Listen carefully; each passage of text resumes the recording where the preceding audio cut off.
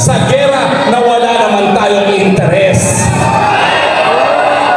Kaya nga, Mr. President, hindi po pwedeng pinagtatawanan ang tanong kung ikaw ay adik. Dahil may karapatan po kami malaman ang mga importasyon na makakaapekto sa ating buhay. Sumagot ka, Mr. President. Adik ka ba?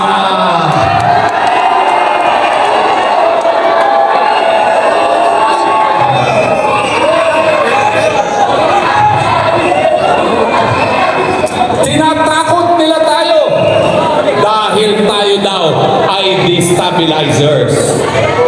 Destabilizers ba kayo? Ang nais namin sa demokrasya, taong bayan ng soberenya, at kapag ikaw ay palpak, mauulit ang nangyari sa iyong ama, aalisin ka sa pwesto.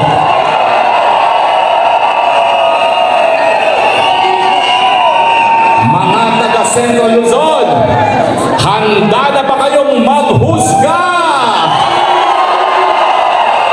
Handa na ba kayong husgahan ang PBBM? Ang tanong, ano ang husga nyo kay PBBM?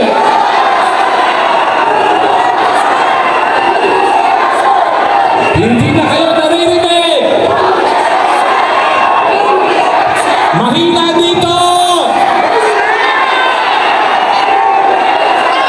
Dito. Naririnig mo ba yan, PBBM?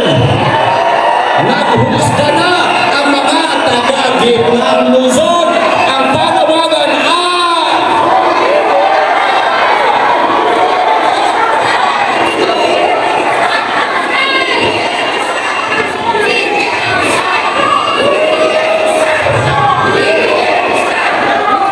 ay noong isang araw, may lumabas po yung balita. Amerikanong nagsulat. Anong sinabi nila? Sa kagustuhan ng mga nagpoprotekta kay BBM sa kanyang pwesto, siniraan nila ang Sinovac. Tinakot nila ang mga Pilipino na hindi raw ligtas ang Sinovac.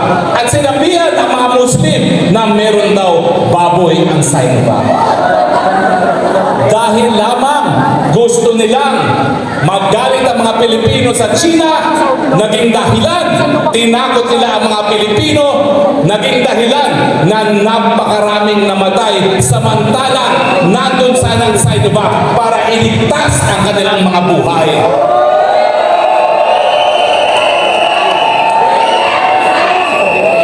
Ang tanong, ang best friend ni PBBM, mga Amerikano, gawain ba ng kaibigan na tatakutin ang mga Pilipino dahilan na sila ay mamatay?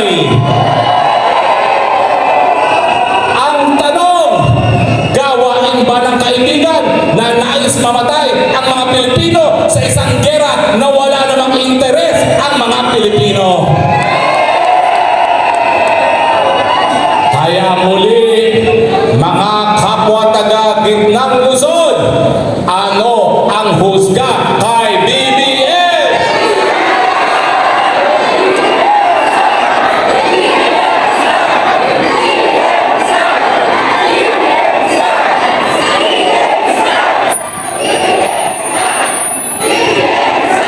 Sa aming mga katunggali,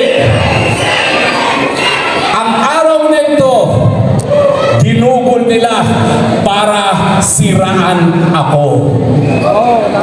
Pero anong nangyari?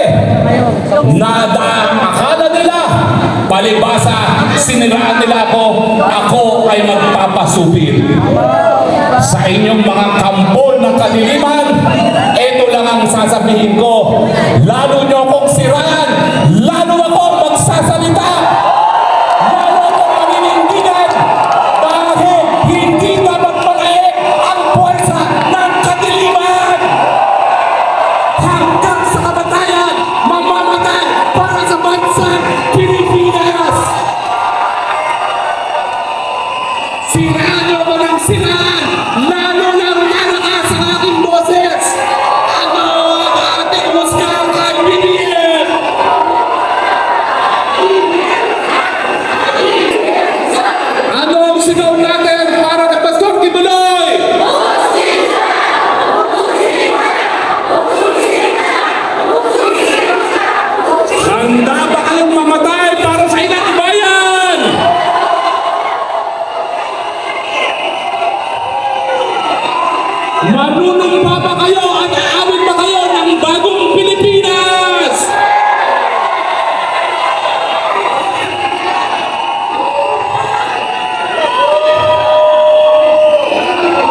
Isa lang po ang mensahe ng mga maisog.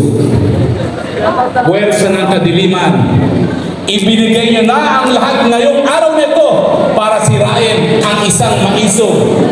Ang resulta, lalo tayo naging matabang, lalo tayo magiging maisog!